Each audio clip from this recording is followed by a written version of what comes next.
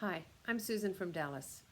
About a week ago, I was on a family reunion video call, and it was amazing how true to life it really was. We were all talking over each other.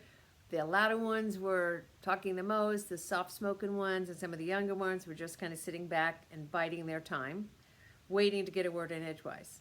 And it got me to thinking that with so many video meetings that we're having nowadays, we really need to make it easy for people to have their say, to be heard.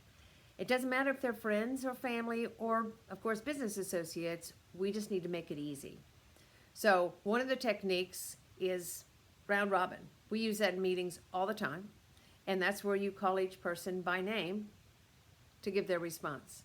You can use it if you're seeing who has questions, you can use it to get ideas from people, you can use it to get their vote.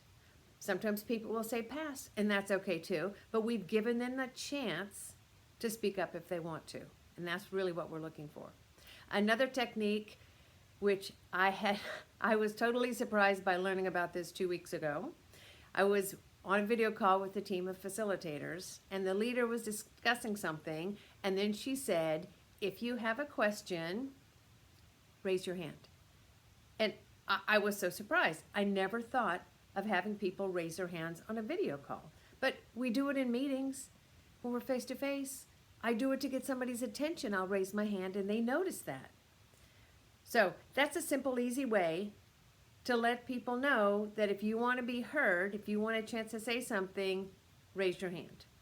So anyway, just want you to be thinking about ways to make it easy for people to participate in calls that you might be leading, and also think about ways that you can make sure that you get heard. And now all I have to do is figure out what to do with my next family call. I better think about that. Stay safe.